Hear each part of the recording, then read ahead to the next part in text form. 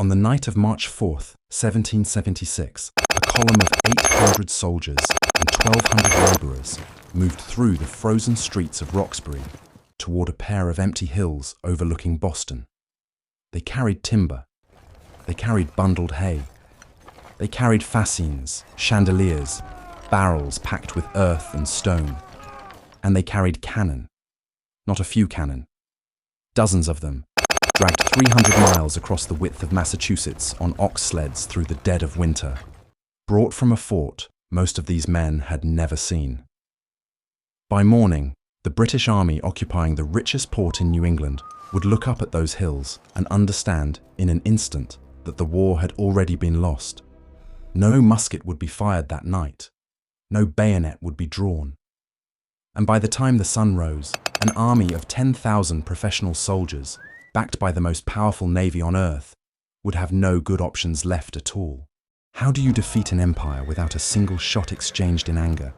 How do you force the evacuation of thousands of trained regulars, men who had already proven at Bunker Hill that they could take a fortified hill at a terrible cost and still call it a victory without losing a single soldier of your own in the process? The British had beaten this American army before. They had beaten it badly. So what changed in one winter that turned an amateur militia commander into the man who broke the siege of an empire's army through engineering alone?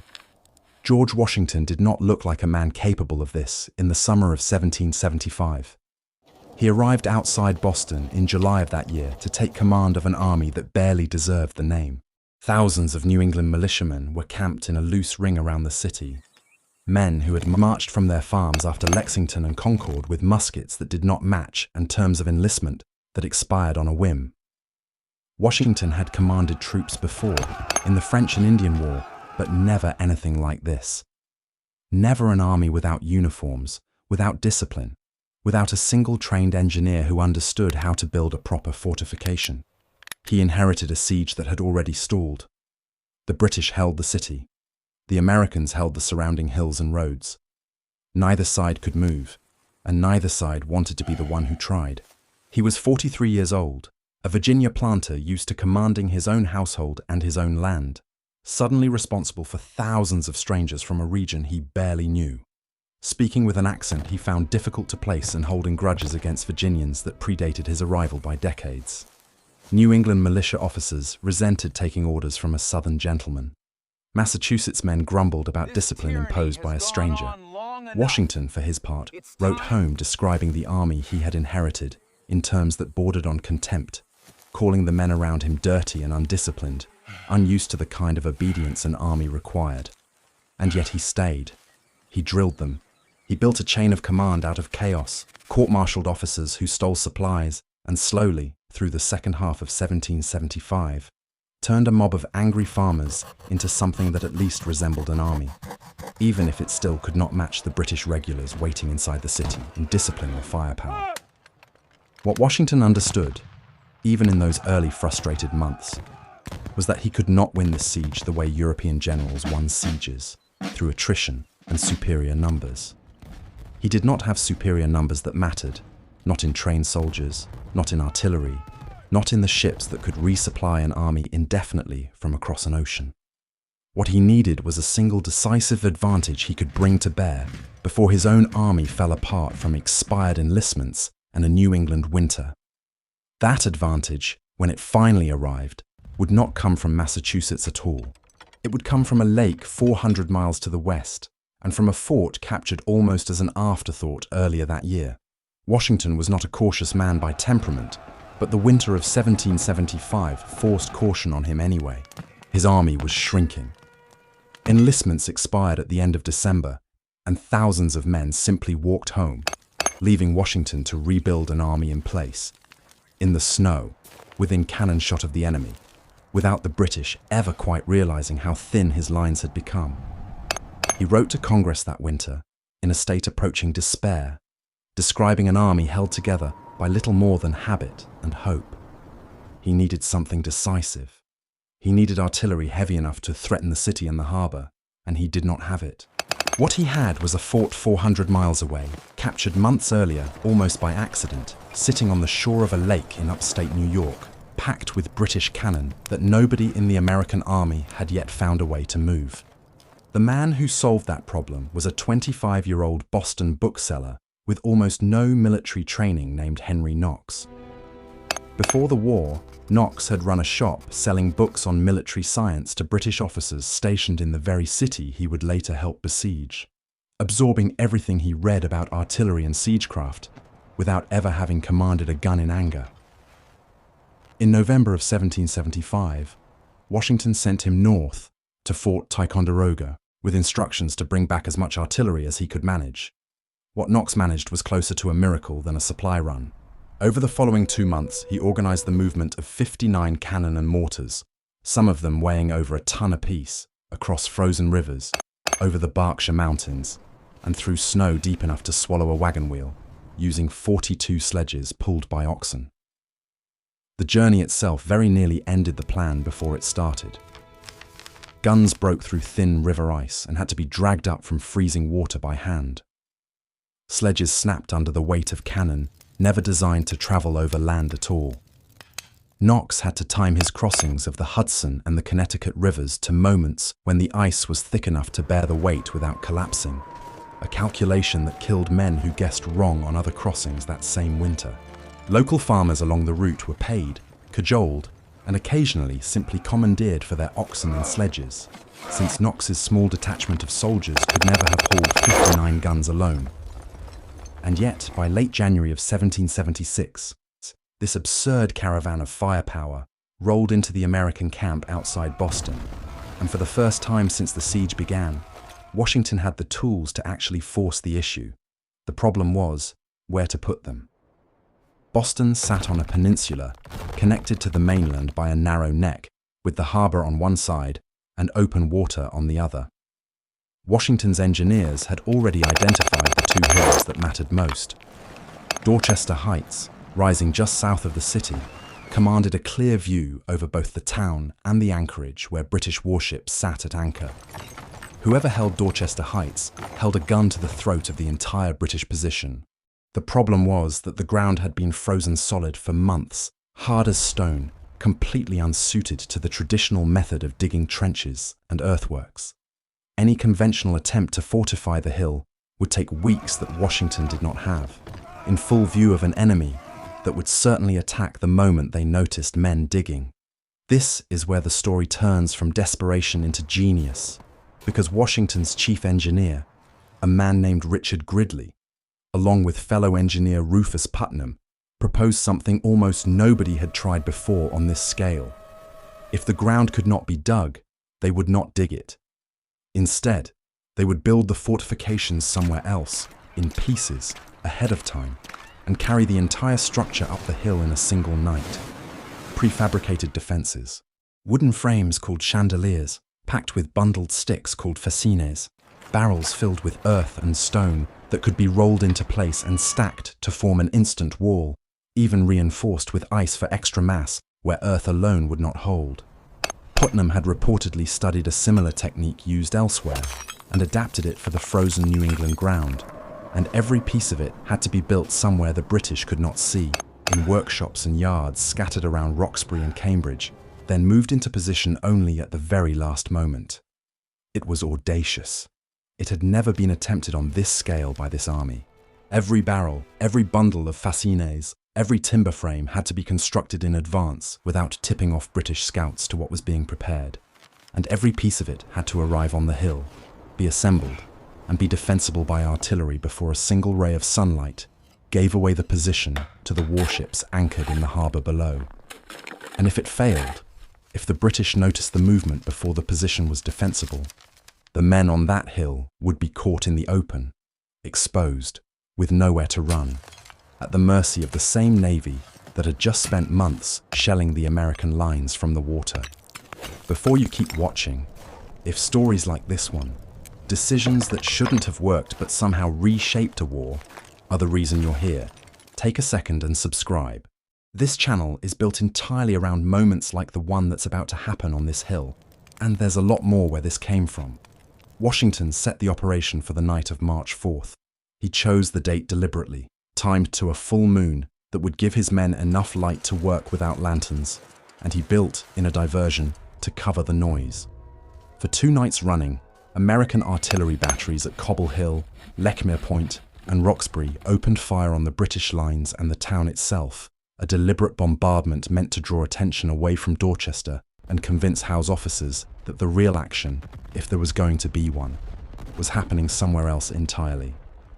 Under cover of that noise, in the dark, roughly 2,000 men, later reinforced to around 6,000 across the operation, began moving the prefabricated works up the frozen slopes of the hill.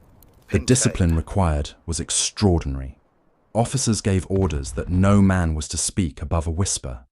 Wagon wheels were wrapped in straw to muffle the sound of the carts.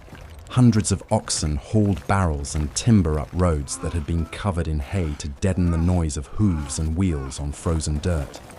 Men worked in relays through the freezing night, one shift relieving another so that the labor never stopped, even as exhausted soldiers stumbled back down the hill to warm themselves before returning to work. Below them, in the harbor, British sentries and naval lookouts scanned the darkness and heard nothing but their own artillery pounding the American lines exactly as Washington intended, the diversionary bombardment from Cobble Hill and Lechmere Point drowning out whatever faint sounds of labor might otherwise have carried across the water. The cold itself was a weapon working against the Americans that night. Temperatures well below freezing turning every task into a fight against numb fingers and frozen ropes. Yet the same cold that made the labor brutal also meant the ground beneath the harbor ice held firm enough to bear the weight of the heaviest guns being wheeled into place. Through the night, chandeliers were locked into place, fascines packed between them, barrels rolled up and stacked into makeshift walls.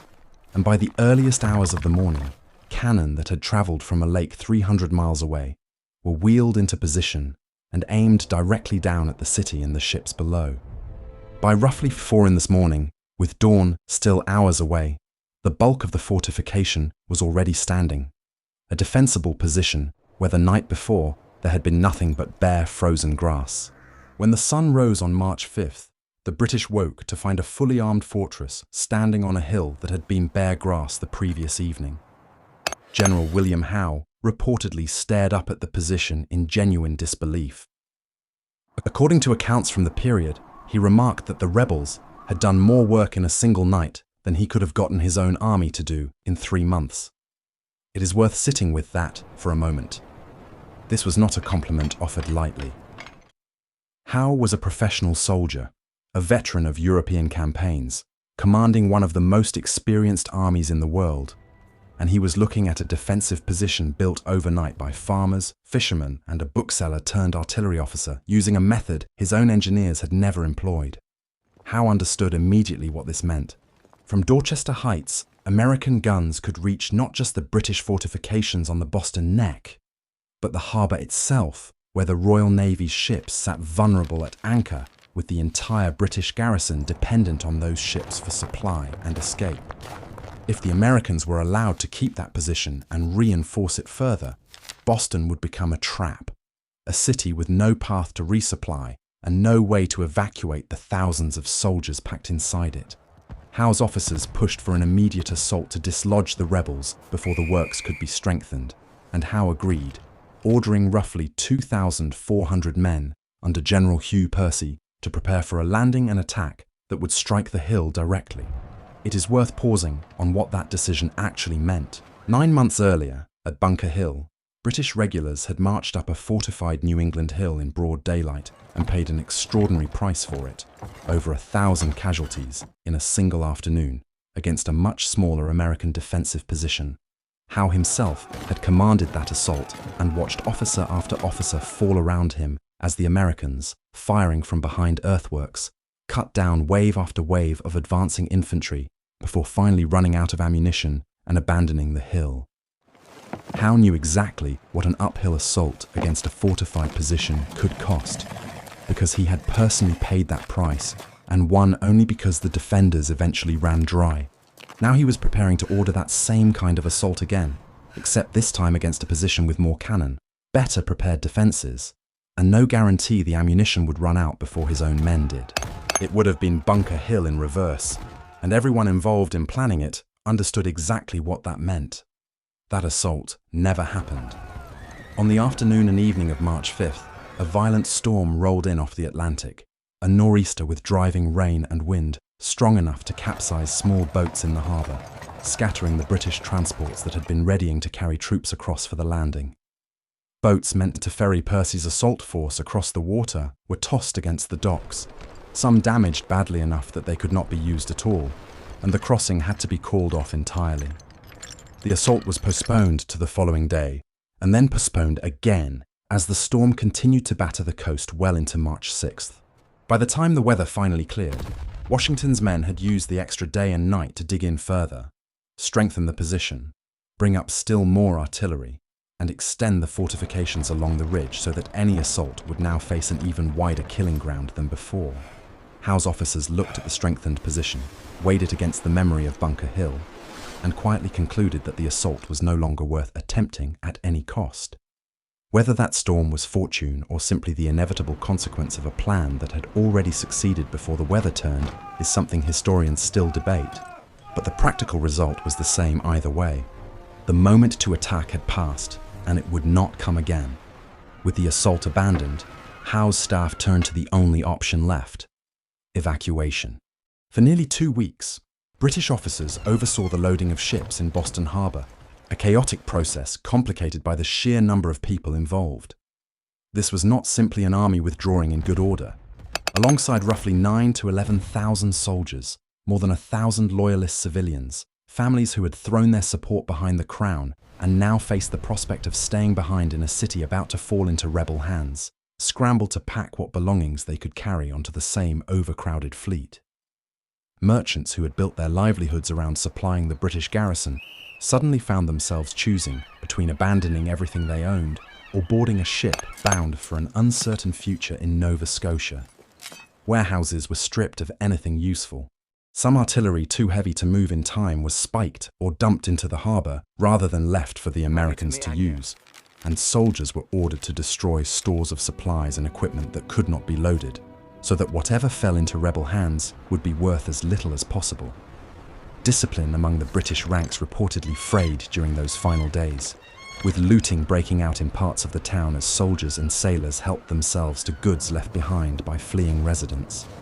Washington, watching all of this from the heights, made a calculated decision of his own. He held his fire. Word had reached him, through channels that remain somewhat murky to this day, that if his artillery opened up on the evacuation, British commanders had orders to burn the city to the ground rather than hand it over intact. So, Washington waited. He let the fleet finish loading. He let an army that had occupied Boston for nearly a year climb aboard its ships and sail away, in exchange for a city left standing. On the morning of March 17, 1776, the last of the British transports cleared Boston Harbor, roughly 120 ships, carrying somewhere around 11,000 people out into open water, bound eventually for Halifax. Not a single shot had been exchanged between the two main armies in the entire operation that forced them out. The guns on Dorchester Heights never fired on the retreating fleet. The infantry assault that had briefly threatened to turn this into a second Bunker Hill never got off the ground. An entire British army, professional, well-equipped, backed by the most feared navy on the planet, had been maneuvered out of one of the most important cities in North America by a display of artillery and engineering that never once had to prove it could kill. Washington marched into Boston the following day, on March 18th, to a city battered by nearly a year of occupation, but still standing. The date became known afterward as Evacuation Day, still marked in Massachusetts to this day. But the significance of what had happened on that hill went far beyond one city changing hands. This was Washington's first true victory as commander of the Continental Army, and it came without the loss of a single soldier in direct combat, a result almost unheard of in 18th century siege warfare, where forcing a garrison to abandon a fortified position typically meant weeks of bombardment, starvation, or a bloody assault. Word of the bloodless victory spread through the colonies and across the Atlantic, giving the rebellion something it had desperately needed since Bunker Hill. Proof that this amateur army, led by a Virginia planter with no experience commanding forces at this scale, could outthink a professional empire and win without paying for it in blood. Congress, which had spent months uncertain whether Washington was the right man for the job, took notice.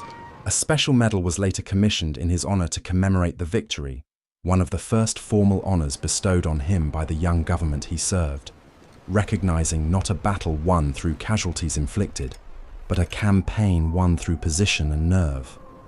For an army that had struggled all winter to keep men enlisted and fed, the psychological value of a clean, decisive, and bloodless triumph was almost as important as the strategic value of reclaiming the city itself.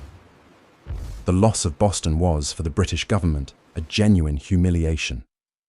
This had been the seat of royal authority in New England, the city where the crisis had begun, with a massacre in the streets years earlier, the city that had been occupied by British regulars precisely to crush the rebellion in its cradle. To be forced out of it without a battle, outmaneuvered by an army of amateurs using techniques their own engineers had never considered, was a blow to British prestige that reverberated well beyond Massachusetts. It would take the British years, and a far larger commitment of men and ships, to attempt to reassert control over the northern colonies. And by the time they did, the political and military situation had shifted decisively against them. If you've made it this far, you already know this channel lives for these moments, decisions on a map that end up mattering more than any battle. Drop a comment with the officer or campaign you want broken down next, and hit subscribe so you don't miss it when we do. There is a broader lesson buried in what happened on Dorchester Heights, one that shows up again and again across military history, whenever the side with fewer resources finds a way to win through position rather than force. Nearly 2 centuries later, during the Cold War, entire strategies of nuclear deterrence would be built on precisely this same logic. The idea that the mere presence of overwhelming firepower in the right position, never fired, could shape the decisions of an adversary as completely as a war actually fought. Military planners in the 20th century studied cases exactly like this one, situations where the credible threat of force achieved what force itself might have cost dearly to achieve. Washington did not invent that principle on a frozen hill in Massachusetts, but he executed it with a clarity that would be studied by soldiers for generations after him. Position, timing, and the willingness to let your enemy see exactly what you were capable of doing to them, without ever having to prove it. For Howe, the retreat to Halifax was not the end of his campaign against the American rebellion, only a pause. He would return within months to strike at New York with a far larger force, and there Washington would face a very different kind of test, one where clever positioning alone would not be enough to save his army from near disaster. The lesson of Dorchester Heights was not that maneuver could always substitute for combat. It was that maneuver, applied at exactly the right moment against exactly the right vulnerability, could sometimes make combat unnecessary. And Washington would spend the rest of the war learning when that lesson applied and when it did not. But Boston taught Washington something he would carry through the rest of the war, that the Continental Army did not need to match British numbers or British firepower gun for gun in order to win. It needed to force the British into positions where fighting was no longer worth the cost, again and again, until an empire concluded that holding on to 13 colonies simply was not worth the price being demanded of it. That lesson would take another 7 years to fully play out, through defeats at New York and Philadelphia, through a brutal winter at Valley Forge, and through the slow, exhausting realization on both sides that this war would not be decided by any single battle. But the template had already been set on a frozen hill outside Boston in March of 1776, a demonstration that the cheapest victories are often the ones where your enemy never gets the chance to test whether your threat was real. Henry Knox never returned to his bookshop. The man who had spent his youth reading about artillery instead of firing, it went on to become Washington's chief of artillery for the rest of the war, and later, the first Secretary of War under the new United States government. A career built entirely on the credibility earned in a single winter of hauling cannon across frozen New England. Richard Gridley and Rufus Putnam, the engineers who had solved the impossible problem of building fortifications on ground too frozen to dig, would go on to apply the same prefabrication techniques at other points in the war. refining an approach that had first been improvised out of sheer desperation on a hillside above Boston Harbor. Today, if you climb the hill at what is now Thomas Park in South Boston, you will find a marble tower, standing where the guns of Henry Knox once looked down over the harbor. It is a quiet neighborhood park now, with a playground and a high school nearby, and most of the people who live around it walk past without a second thought, unaware that the quiet green hill beside their street corner is the place where an army of farmers and fishermen forced an empire to leave without firing a single shot. Every March 17th, the city of Boston still marks Evacuation Day, a local holiday that most outsiders have never heard of, commemorating a victory that most Americans could not name if asked. There is no dramatic monument to a battle here, because there was no battle. Only a night of silent, desperate labor, a storm that arrived at exactly the right moment, and a general who understood that sometimes the most devastating weapon available to you is not the one you fire, but the one your enemy can see perfectly well and knows he cannot stop. The cannon on that hill never had to prove they worked. Their presence alone did all the work that a battle would otherwise have been required to do, and an army that could have fought and possibly won chose instead to walk away because the cost of finding out was too high to justify. That is how you beat an army without ever pulling a trigger. Not through luck, not through mercy, but through a level of preparation and audacity that made the fight itself unnecessary. If you want more stories like this one, campaigns decided by nerve and engineering instead of blood, subscribe to the channel and let me know in the comments which general or battle you think deserves the same treatment next.